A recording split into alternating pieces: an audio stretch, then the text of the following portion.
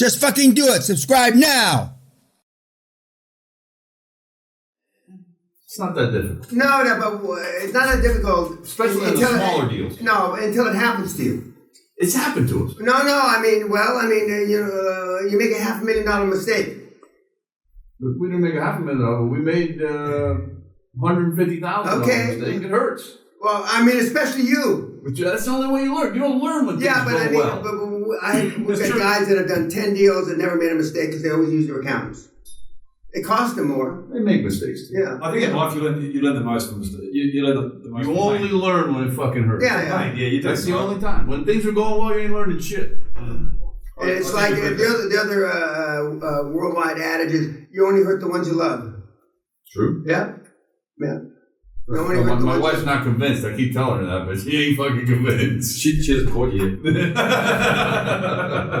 Okay, where are you in your scheme of scams? We've gone through all our deals.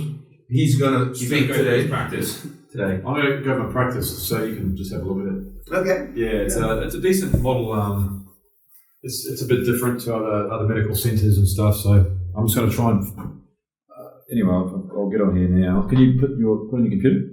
I'm just copying. I'm copying it. Can you plug yours into it? All these Australian accents. Batteries. They're like flies on shit, these fucking Aussies.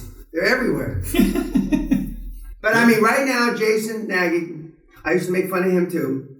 I still make fun of him too, but now he's rich. And so he says it doesn't feel the same when you try to hurt me. I'm not trying to hurt you, Jason. I'm just, you're a little fucking dwarf. Don't be so sensitive. No, so good. But right now, the only ball buster guy doing deals is a quasi loudmouth is Marcus Bauer, and the more deals he does, the more obnoxious he gets to the banks and the lawyers. He's really demanding. You're putting this on, right? The first time, Dan, I sat with the bank guy, and we did this for practice, right? Because through LinkedIn, a bank guy reached out to him. So they said to Jason, fuck him, let's try this guy. So we bring him to the fuck you office thing. We sit him down. And you saw all the clean trucks and all that shit. You give him the hocus pocus? Absolutely, he sees all that. that. Now that will impress these assholes. So then he sits down and we say to the guy, out of the box. Oh yeah, nice to meet you. So we say to the guy, what's your personal lending limit? How much can you sign? And the guy starts fucking skipping a beat. How much can your bank sign for? How many fucking people? Just like that. How many fucking people you need to sign for $100,000?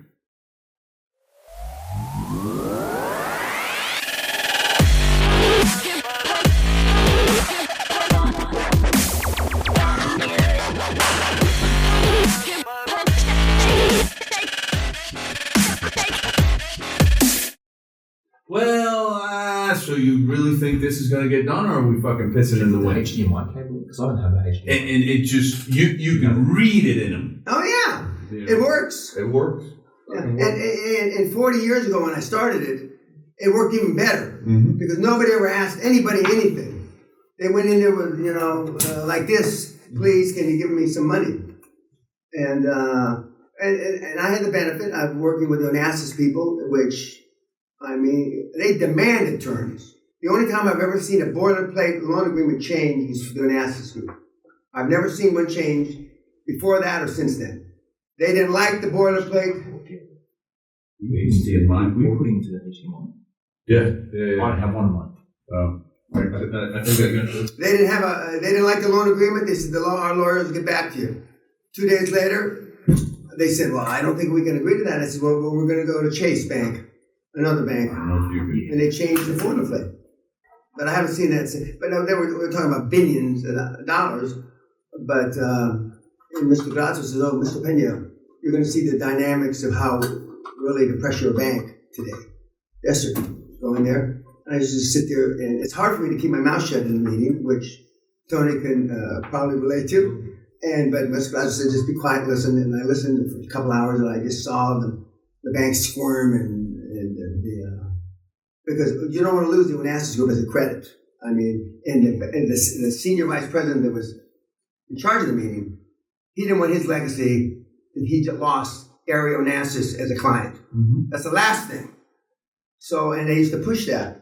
And then Mr. Onassis died, and then Mr. Guthrie was to push it. Okay, where are we? Which one is it, Michael? What's a scam? Is it SRS file? What are we looking at here? Which one is it? Use my email, PC.